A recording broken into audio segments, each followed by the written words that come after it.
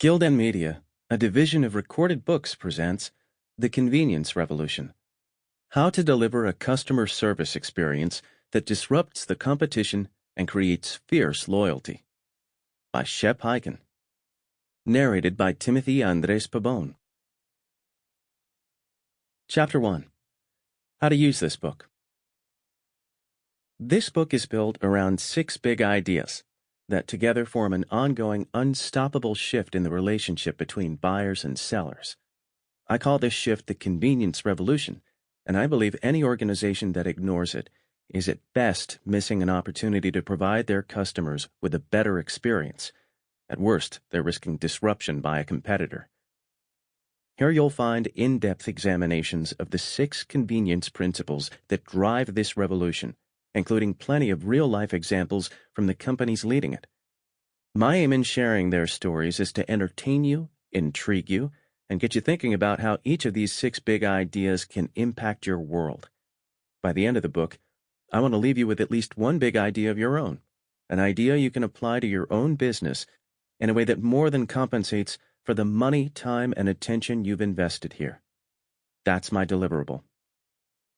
Even though not every concept I share will be relevant to every business, I still want to suggest that you listen to the book from beginning to end, without skipping any of the sections.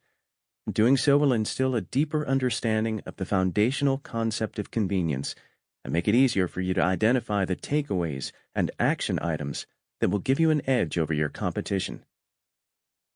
Speaking of takeaways, at the end of each convenience principle, you'll find a special section called the takeaways.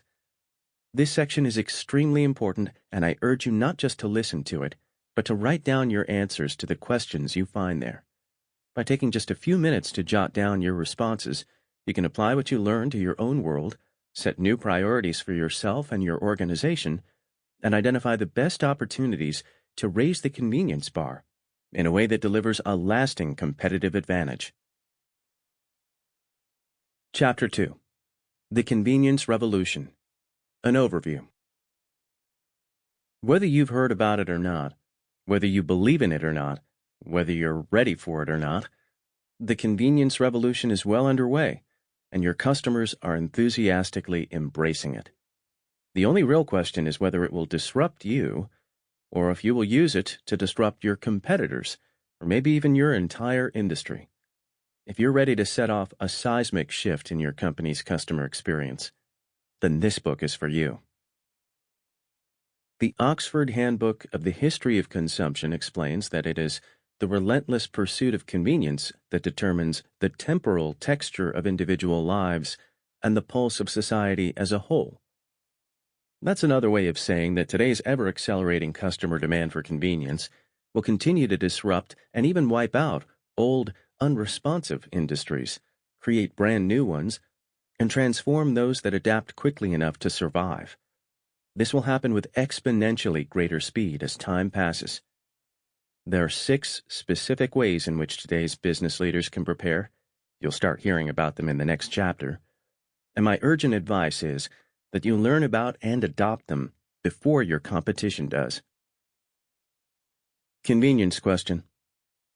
How easy is it to do business with you? Ancient roots.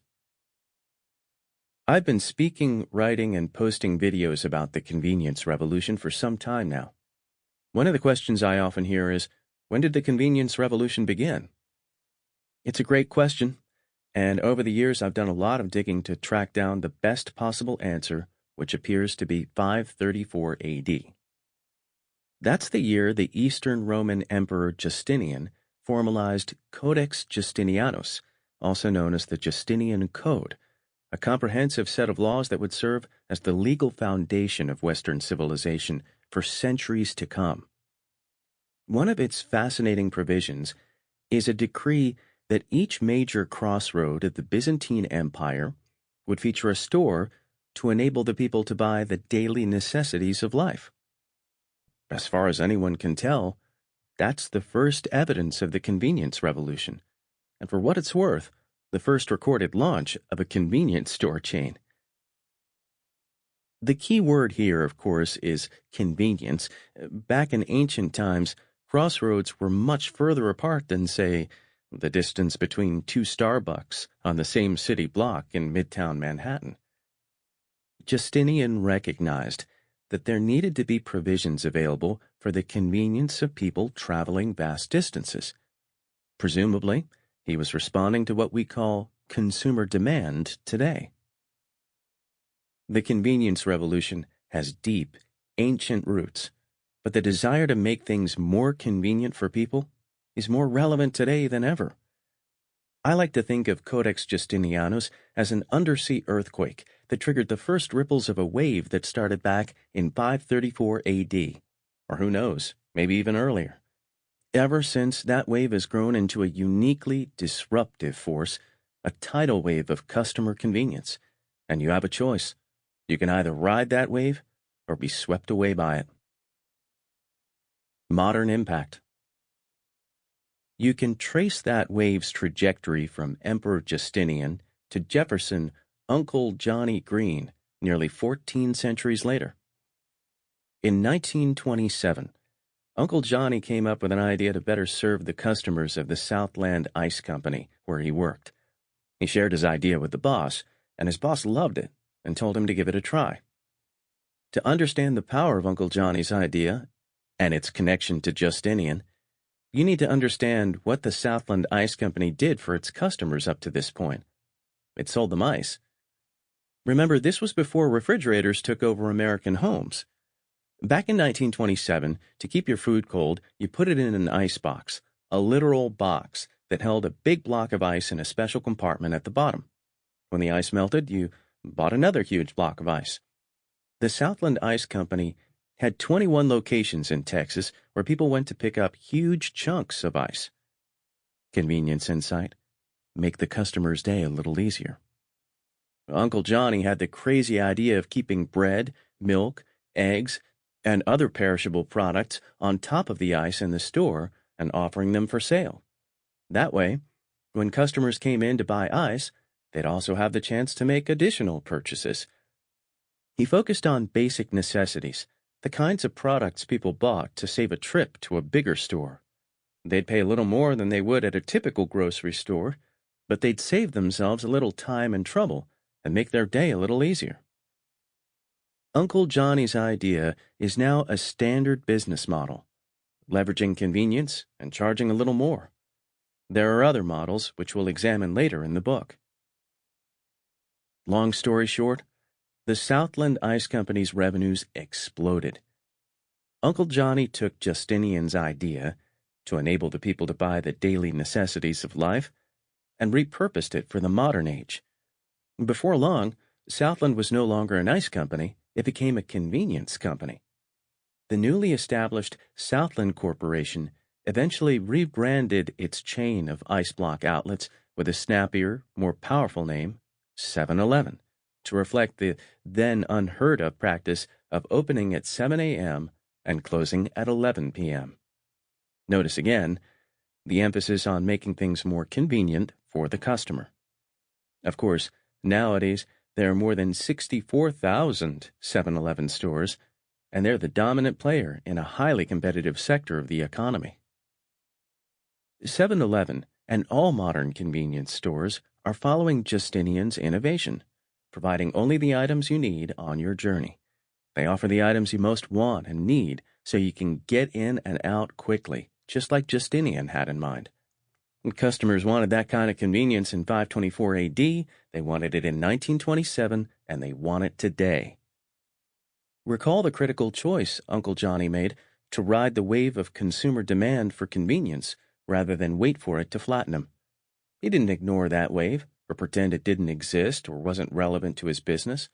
He challenged his own organization's status quo and stepped outside the prevailing comfort zone to enable the people to buy the daily necessities of life. He made the right choice. If you doubt any of that, I'd like to pose two questions. 1. When was the last time you visited a store to pick up a big block of ice to put into your icebox? 2. When was the last time you visited a convenience store? I rest my case. That wave Uncle Johnny rode to economic success has only picked up speed and strength since 1927. It's now a tsunami, And as it moves forward, it will continue to impact everyone and everything in its path, including your business. Convenience is relevant to your business, no matter what your business happens to be, and no matter whether your goal is to serve businesses, consumers, or some combination of the two. It would be a strategic catastrophe to assume you are already convenient enough for your customer, and it's a potentially huge marketplace advantage to make what you offer to the customer a little more convenient. Convenience insight. Somewhere right now, there's a hotel guest who knows there's a soda machine down the hall selling a can of Coke for $1.50, but who's choosing the $4.50 can of Coke from the minibar anyway. Are you riding the wave? Here's the thing we must bear in mind. Once customers experience convenience, they tend to expect more of it, and they tend to spend their money based on where they feel they are most likely to get it. That means if we want to ride the ever-intensifying wave like Uncle Johnny did, we need to be willing to listen to customers about what is and isn't convenient in their world, and even anticipate what they're going to consider convenient tomorrow. If you're wondering what the desire for convenience might look like as it approaches you, I invite you to consider the possibility that it might come in the form of a suggestion from one of your customers. Whether you choose to listen to that suggestion or not might make the difference between you and your business riding the wave of disruption or drowning beneath it. Convenience question. Who could possibly do a better job of telling you what's convenient and what isn't than your customer? Warren Danziger, who subscribes to my online newsletter, The Shepherd Letter, shared this true story with me. It was time for Warren to call the HVAC company he had used for years to come out for the semi-annual inspection of his air conditioner and furnace. As usual, Warren received excellent service. Shortly after the service call, he received an email requesting that he complete a survey, which he was happy to do. Upon completion of the survey, he was sent a $15 coupon to print out, which he was supposed to provide to the company at the time of his next service call. Warren replied to that offer in a way that perfectly captures the essence of the convenience revolution. It read as follows. Thank you for the coupon. Why is the onus on me to save the coupon for 6 months and to remember to present it to the repair person? If you really mean it, make a note in your computer file and automatically deduct it from my next service call. Warren recognized a friction point that the company may or may not have been aware of. You're going to be hearing that word friction a lot, by the way. The company that listens to and acts on this kind of customer feedback, or better yet, anticipates it, is the company that will position itself to ride the swelling wave of consumer demand for convenience and establish a powerful marketplace advantage. On the other side of the equation, the company that gets this kind of email and ignores it or dismisses it as not the way we do things is asking for trouble in the current market environment. Now, there may be some cynical people who say the company purposely makes the customer hold on to the coupon for 6 months, assuming he or she will forget about it or lose it and it won't be redeemed. However, I don't think that was this company's intent. I think they just wanted to show some generosity and appreciation. Warren recognized there was a better way to do it, and he started a conversation. Unfortunately, the company chose not to continue that conversation, which in today's world amounts to a white flag of surrender. Sadly, his suggestion went unheeded. The door was left open for a competitor. Has that ever happened in your organization? Convenience insight. Every time a customer shares feedback with you, consider it an opportunity to create a disruptive market advantage over your competition. I suspect the reason the company didn't continue the conversation was it had grown used to doing business in a certain way. That's basically asking for someone else to disrupt your market. What the leaders of the HVAC company could have done with Warren's suggestion was listen and seriously consider changing their approach. There are any number of ways they could have put his good idea into practice. For instance, they could have sent the coupon with something like the following explanation. You're welcome to print out the coupon as a reminder to schedule your next appointment, Or don't print it and save a tree. Either way, we'll remember to apply it to the next service call. Thank you again for your business. All too often, companies think they are doing right by the customer, when in reality, they are adding friction. To survive and thrive, we need to listen to our customers and anticipate what's likely to reduce friction in their world. In other words, we need to ask ourselves, what would Uncle Johnny do to make the customer's day a little easier? This book is here to help you follow his example by analyzing what's really going on in the customer's world. Convenience questions. What friction already exists in your customer's world? What friction can you remove or at least reduce? What friction could you be adding without realizing it? What are the best ways to minimize or reduce that inconvenience? What could you do today to make it just a little easier to do business with you and your company? How can you make your customer's day a little easier? What are your competitors doing to reduce friction? How can you be even more convenient than your competitors?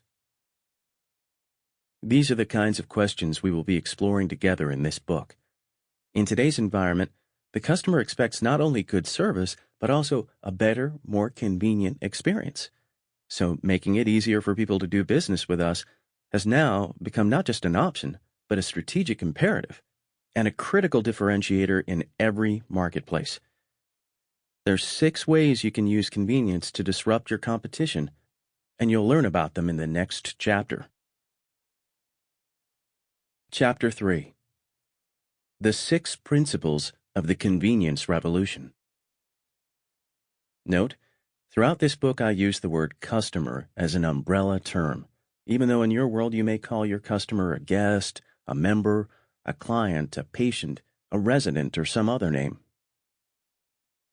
In this chapter, I'll introduce the core concepts of the book, although we'll go into much greater depth and detail in the chapters that follow. For now, the 6 principles of the convenience revolution by which you will either disrupt the market or be disrupted are as follows. Number 1, reducing friction. Make doing business with you as easy as possible, taking down as many barriers as possible to buying or using a product or service. Reducing friction means anticipating and removing any barriers that stand between the customer and the product or service experience. This principle leads the list because it is the essence of convenience and serves as the foundation for the 5 principles that follow. Every company profiled in this book embraces the principle to some extent, but companies featured in the Reducing Friction chapter have built their brand's promise around breaking down barriers for their customers. These companies make reducing friction a critical component of their business strategy, giving them a competitive advantage and, in some cases, taking it to the point of disrupting and transforming their entire industry. Convenience insight.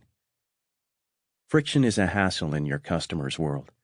Anything that removes friction, regardless of the source, is likely to improve your relationship with the customer. Number 2, self-service. Let your customers control the transaction and/or interaction. Self-service is the wave of the future. In air travel, retail, banking, hospitality, and countless other sectors of the economy, self-service is transforming the way customers buy and use products and services. Not all self-service options increase convenience when they are implemented, and not all consumers embrace self-service options that companies offer. As a recent study by Cheryl Kimes and Joe Collier in the MIT Sloan Management Review highlighted, managers significantly underestimated the need for employee interaction during a self-service experience, especially when customers were exhibiting technology anxiety. Customers want a safety net in case a failure occurs, we found, and they explicitly want an employee to be available. Convenience insight. A self-service option may improve your customer's experience with your company, but not all self-service options do. In this chapter, I profile companies that have taken this advice to heart and created innovative, well-designed self-service options with a human fallback. These are state-of-the-art, 21st century interaction strategies that give customers control over the process, save them time, and keep them coming back for more. Number 3. Technology. Create new processes, tools, and ways of interacting that make life easier for customers. According to linguists, the word technology comes from an ancient Greek phrase, technologia, meaning systematic treatment of an art, craft, or technique. That's still a pretty good way of defining technology, a systematic treatment or process that makes accomplishing a goal easier. If it's a treatment we haven't seen or used before, we usually call it an invention or a breakthrough. Today's customers have come to expect a steady stream of technological breakthroughs, which means they expect rising levels of convenience from the tools they use. Consider how a single smartphone has not tens, not hundreds, not thousands, but millions of times more computing power than NASA had at its disposal when it sent a team of astronauts to the moon and brought them home safely back in 1969. And each new generation of communication and computing devices seems to consistently raise the bar higher still. It's no surprise, then, that customers are always on the lookout for relationships with companies that will provide newer, more exciting, and more efficient ways for them to leverage the astonishing technological power at their disposal. In the technology chapter, we look at some of the companies that are committed to delivering these bar-raising breakthroughs. Most of what you will find in this section couldn't have been predicted 5 years ago. By extension, most of what will happen in the next 5 years can't be predicted here, but what we can do is look at the trajectory now being established by some of the most dynamic market leaders, as well as the technological trends most likely to shape the convenience revolution in the days, months, and years ahead. Convenience insight. Customers appreciate a systematic process that makes life easier. If your technology does that, they will return to you again and again. Number 4. Subscription. Establish automated, scheduled delivery of products and services that people use on a regular basis. The subscription business model is a growth strategy with a popularity that seems unlikely to recede anytime soon. Pioneered by newspapers, magazines, and book clubs, subscriptions have now expanded into many other sectors of the economy. As Entrepreneur magazine noted in March 2015, the subscription model owes its success to the optimal balance of value it provides to both the company and the customer. For customers, the value lies in the convenience. First, there's the autopilot simplicity of subscriptions that removes the thinking out of a purchase decision. Subscribers never have to remember to reorder every month, which gives them the reassurance that they will have whatever they need before they actually need it. Second, subscriptions offer a flat rate which helps customers stay within their budget, always. From the company's point of view, what's better than a repeat purchase? A repeat purchase that the customer makes automatically, month after month. The old adage about it being far more economical to retain a current customer than it is to secure a new one takes on a powerful new relevance in the convenience revolution. In the subscription chapter, I profile companies that have turned this age-old business strategy into a powerful information age market advantage, one that has the potential to disrupt and transform entire industries. Just ask Blockbuster Video. Convenience insight. A subscription model sets your customers' purchase preferences on autopilot. Number 5. Delivery.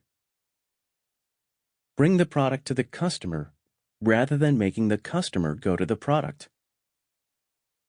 As this book is being written, the restaurant industry is in the process of undergoing a major transformation. According to a recent National Restaurant Association forecast, 56% of all adults surveyed said they would order delivery from a table service restaurant if available. This is a huge shift in buying preferences, and as a result, Many restaurants that have never offered a delivery option before are offering one now. What's happening in the world of restaurants is just the tip of the iceberg. Making one less trip to the store, whatever kind of store that may be, is often perceived as a major lifestyle advantage for today's busy customers. This aspect of the convenience revolution reflects a rapidly accelerating expectation from customers. You bring it to me. There have been significant changes in both communications technology and consumer thinking in the past decade, and today's buyer is far more likely than previous generations to place an order for delivery and far less likely to quibble about the extra charge for doing so. This means there is the potential for a higher margin transaction and a higher lifetime customer value. In the delivery chapter, you'll learn about companies that have picked up on this trend and are building it into their business plan, or even making it the heart of their business plan. Convenience insight? Customers like it when the product or service comes to them, because they don't have to go anywhere. Number 6, access. Decide where your market is, and then make sure you're there. What happens if your customer wants your product or service at 2 o'clock in the morning? What happens if your customer doesn't feel like driving all the way across town? What if there's an off-hour emergency? We'll take a closer look at some leading-edge companies that have found innovative answers to these and similar questions by dramatically easing the access to their people, products, and services. That ease of access might come in the form of flexible or expanded hours, but it might also come in the form of newer, more customer-friendly ways of delivering the product or service, or in the form of what I call strategic pervasiveness, the familiar experience of seeing a certain company logo show up over and over again, no matter where you go. For example, how far do you have to drive before you spot a Starbucks? In my world, it's just a few minutes in any direction. Once upon a time, the best example of cutting-edge access was the 24-hour convenience store. Today, the whole question of customer access has been transformed by the relentless rise of near-infinite options in online retail. Customer expectations of access are rising just as steadily. The companies you'll hear about in the Access chapter have found ways to create a competitive advantage by staying ahead of the curve of customer access expectations. So, those are the 6 principles driving the new economy in which we all now live and operate. You don't have to compete in all 6 unless you want to, but if you can't find 1 or 2 areas where your organization can raise its game, prepare to be disrupted. Convenience insight. Access means raising the bar for customers when it comes to availability, communication, and/or location. Before we move on, let me pose a question that I've now asked countless participants in my speeches and training programs. Given what you now know about convenience, about how customers are moving toward options that reduce friction, offer self-service, make subscription easy, leverage breakthroughs in technology, provide delivery, and give greater levels of access, what would you say is the most convenient company in the world to do business with? Chapter 4. Amazon. The most convenient company on earth. If you're competitor-focused, you have to wait until there is a competitor doing something. Being customer-focused allows you to be more pioneering. Jeff Bezos, Chief Executive Officer, Amazon. If you're like most people I talk to, one name instantly springs to mind when asked to identify the single most convenient company that they've ever done business with: Amazon. Let's look at just how far this company has come in what is, by historical standards, a very brief period of time. Amazon.com was founded in 1994. If you remember the release of the film Jurassic Park, 1993, you remember a time when people who wanted to buy something couldn't just go online and check Amazon because Amazon didn't exist yet. The online pioneer started out proclaiming itself as Earth's biggest bookstore. Sample complete. Ready to continue?